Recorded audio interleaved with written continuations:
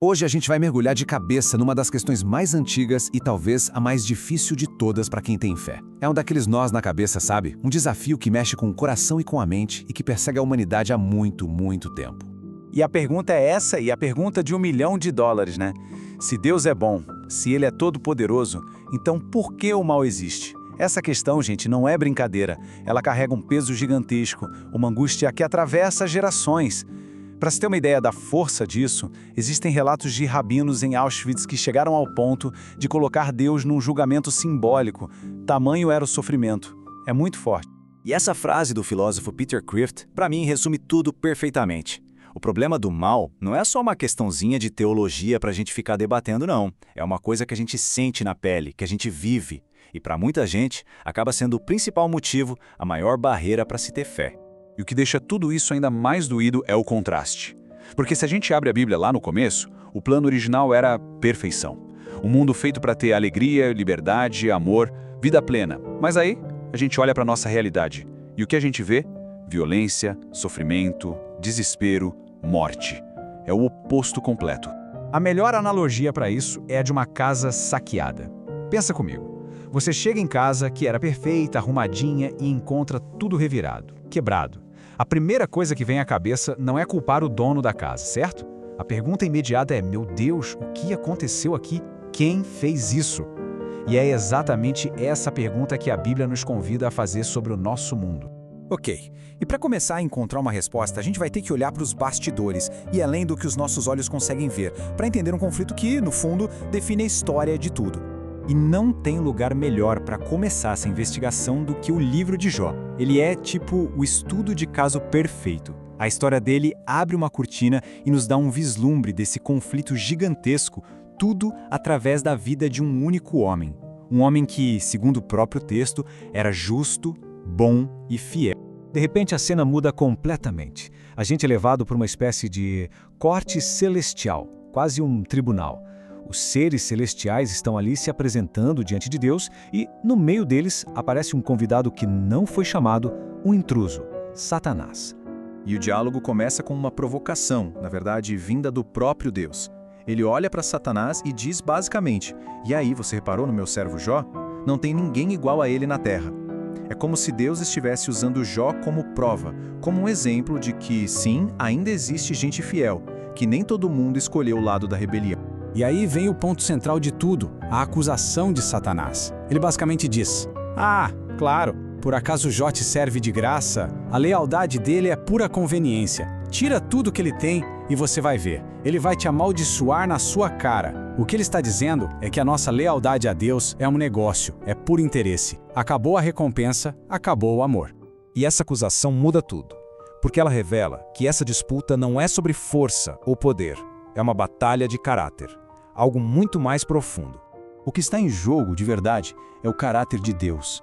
A acusação de Satanás é que Deus é um tirano que compra a lealdade das suas criaturas. E pensa bem, uma acusação desse tipo não dá para responder com força.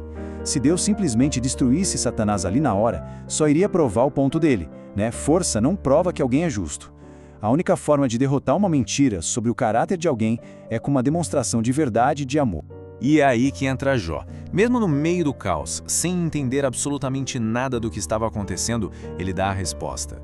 Depois de perder tudo, riqueza, filhos, saúde, ele solta essa frase: ainda que ele me mate, nele eu vou esperar.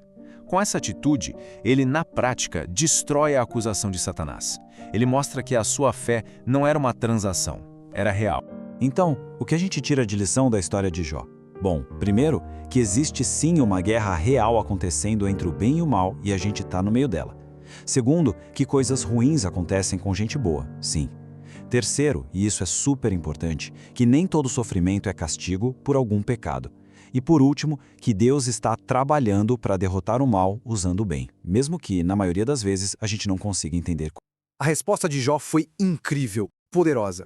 Mas a resposta final, a refutação pública e definitiva de Deus para todo o universo ver, essa ainda estava por vir. E ela viria séculos depois, em um lugar específico, a cruz.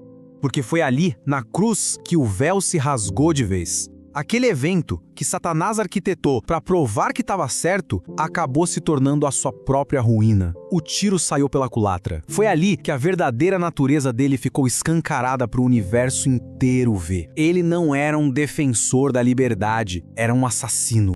E o contraste não podia ser mais gritante. De um lado, Satanás instigou um assassinato, revelando seu caráter de enganador, de homicida.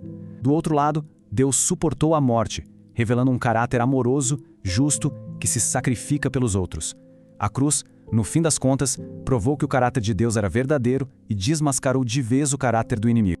Certo, o mal foi desmascarado, mas a história não para aí. Ela vai além, em direção a uma promessa. A promessa de que o mal vai ser completamente eliminado e tudo que foi perdido vai ser restaurado. Para entender isso, vamos voltar rapidinho para a história de Jó. Porque a história dele, assim como a nossa, não termina na tragédia. O último capítulo do livro dele é todo sobre restauração. E não foi pouca coisa não. A Bíblia diz que Deus não só devolveu, mas dobrou tudo o que Jó tinha perdido em bens materiais. É uma demonstração clara da sua fidelidade e do seu poder de restaurar as coisas. Só que tem um detalhe aqui que é sutil, mas muito comovente. Jó recebeu 10 novos filhos, certo? Mas ele não recebeu os 10 filhos originais de volta. E isso mostra uma coisa. Por mais incrível que seja, a restauração aqui na Terra é sempre incompleta. E ela aponta para algo muito maior. A história de Jó é como uma pequena amostra, um trailer da grande promessa final da Bíblia, uma restauração completa, total. Um tempo em que não vai mais existir perda e onde o reencontro com as pessoas que a gente ama vai ser finalmente uma realidade. É incrível pensar que lá no meio da sua dor mais profunda, Jó desejou que a sua história ficasse registrada. Ele clamou: "Quem dera as minhas palavras fossem escritas." Mal sabia ele que esse desejo ia ser mais do que atendido e que a sua história de dor e esperança ia atravessar os séculos, inspirando incontáveis pessoas. E isso nos traz de volta àquela pergunta, né? Por que Deus simplesmente não acaba com o mal de uma vez? É porque para que o mal seja derrotado para sempre, de uma forma que nunca mais volte, a questão precisa ser resolvida com verdade e com amor, não só com uma demonstração de poder. É a única garantia de que uma rebelião como essa nunca mais aconteça. E tudo isso nos deixa com uma pergunta para levar para casa. Essa grande história cósmica nos dá um modelo, um jeito de lidar com o mal. A lógica da cruz é superar o mal com o bem, a mentira com a verdade, o ódio com o amor. A grande questão que fica é: como é que a gente pode pegar esse princípio e aplicar ele na nossa vida, no nosso dia a dia hoje?